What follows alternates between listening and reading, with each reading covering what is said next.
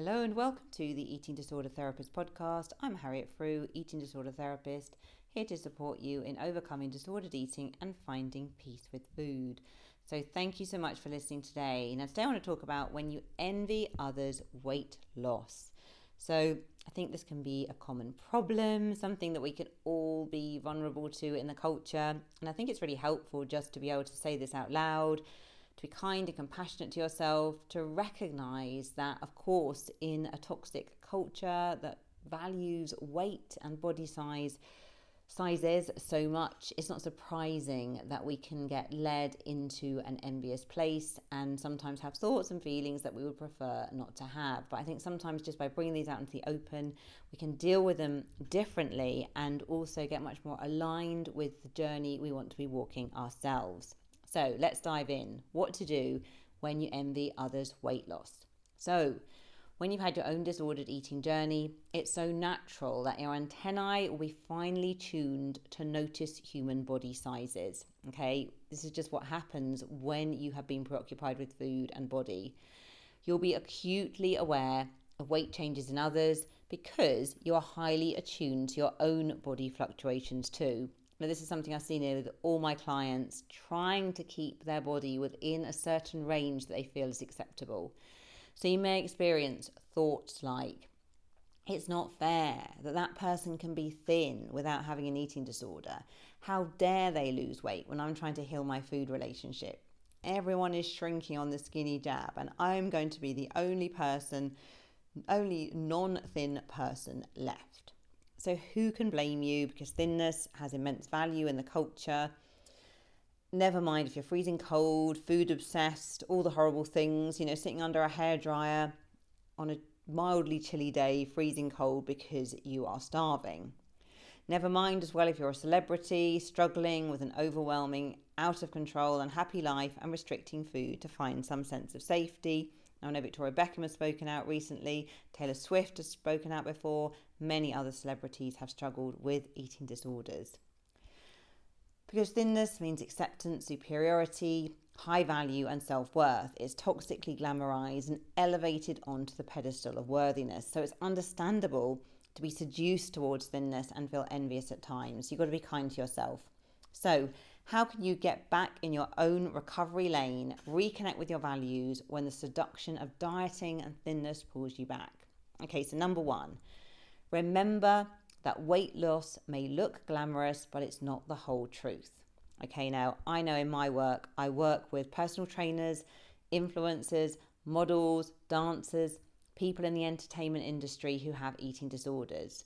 Now, often no one would have a clue. Their social media feed is glossy, it exudes lots of healthy wellness messages, but there's absolutely a darker side. Going back to the Minnesota starvation study in the 1950s, it demonstrates the power of food restriction on the human psyche. Following weight loss, the men began to fixate on their body image. They became completely obsessed with food. Some of them started binge eating. Others wanted to train as chefs post-experiment. Their desire for food proximity being amplified by restriction. I see this as well, so many with my clients, wanting to work in bakeries, in cafes, in supermarkets, being around food because they're so obsessed with it and because they are starving. The men in the Minnesota starvation compared themselves to others as well and became hyper aware of body size, feeling greedy and indulgent for desiring more food. So we know that something really changes in the brain. The Minnesota starvation was back in the days before social media was not even a glimmer on the horizon. Okay, so of course social media adds fuel to the fire of poor body image, but we know that just when you're restricting food alone, it will change your body image perception and how you feel about your body. So the Minnesota basically turned the men to tortured versions of themselves. And what's really important for Minnesota, from working with many, many clients, is you don't need to be underweight to have starvation symptoms. You might have a healthy BMI. So starvation symptoms can be experienced in all sizes, all bodies, all sizes, all weights. So it really depends where your set point is. If you are someone who's taller or more muscular or bigger boned, your natural set point may be above what is deemed to be a healthy BMI. So there's a lot of confusion here. So many of my clients started their weight loss journey with happiness and zeal. It all seemed really wonderful. But before long, the happiness fades and the initial honeymoon period is over. So remember, when you are idolizing someone else's weight loss, when you're seeing the changes in their body, remember that weight loss does not always equate with inner bliss. There is likely much more going on behind this sort of shiny facade, and value your own inner peace and mental health over a glowing exterior with inner turmoil. Okay. Number 2, where your attention goes, energy flows. How are you spending your precious time and energy? So looking outside yourself takes you away from your own journey. With 60,000 plus thoughts per day and many being repetitive, take care where your attention is focused, because your thoughts will impact your feelings and behavior too. So maybe you're fueling the body image preoccupation. In addition to scrutinizing the bodies of your family and friends, you're also doing things like scrolling endlessly on socials, watching what I eat in a day, asking ChatGPT about calories or gym routines, tracking everything to a microgram even, glancing in the mirror at your tummy, critiquing yourself, looking at the number on the weighing scales, all of this stuff, all this precious attention can be poured out wastefully in an unconscious haze of repeated habits, never to be questioned. And these behaviors seemingly seem innocent, but they add fuel to the burning fire of the eating disorder identity. Attention goes where energy flows. So consider the cumulative impact of these mentioned habits and the overall bearing on your well-being and mental health. It is monumental. And if you recognize yourself here, you're not alone. The world today is perfected for endless distraction, escape into oblivion, all these diet messages helping you to avoid reality and being in touch with yourself. Just imagine if you came just 5% more intentional with your focus. So simply paling back some of these destructive and soul-sapping distractions can be so helpful. A straightforward replacement of what I eat in a day YouTube scrolling with non-food based entertainment or even an educational podcast or something can have infinite cumulative benefits. Or simply deciding not to count your steps today or track your calories, but to transfer this energy towards intentional gratitude. So all of these things can save energy, empower and transform. Okay, the next one, connecting to a thrilling recovery vision. Quantum leaps in recovery rarely spring from micro-analysing the next meal or obsessing over someone else's thigh gap. In fact, focusing on these factors can worsen your situation and demotivate you. Instead, begin to connect to a recovery vision outside of your comfort zone.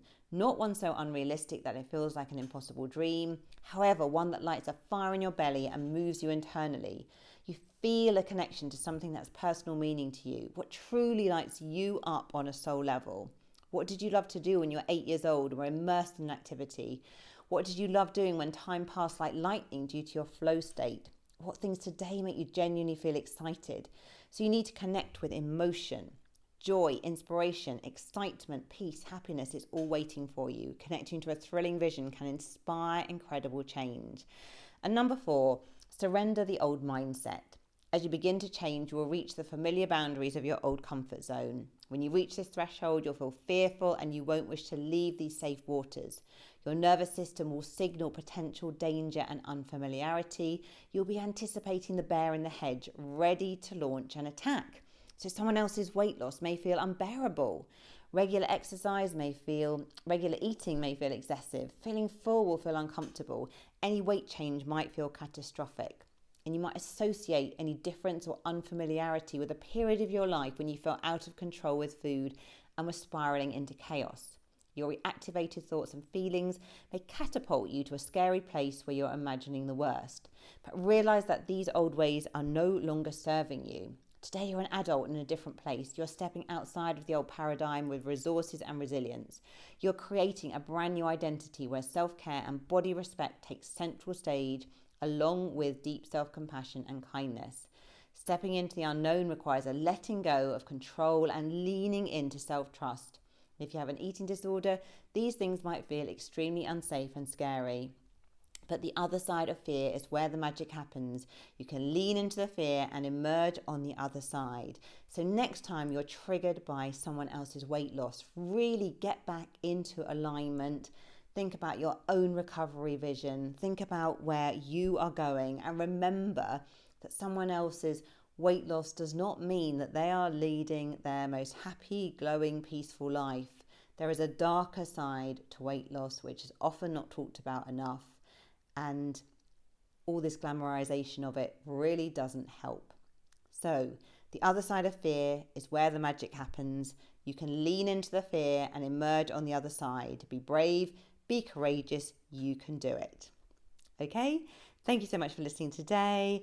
If you're not following me already on Instagram, do seek me out at the Eating Disorder Therapist _. And for further support with your relationship with food, do go to the eatingdisordertherapist.co.uk. And if you enjoy this podcast, do follow, rate and review, as it helps it reach so many more listeners. Thank you so much for listening today, and I look forward to sharing another podcast episode with you very soon.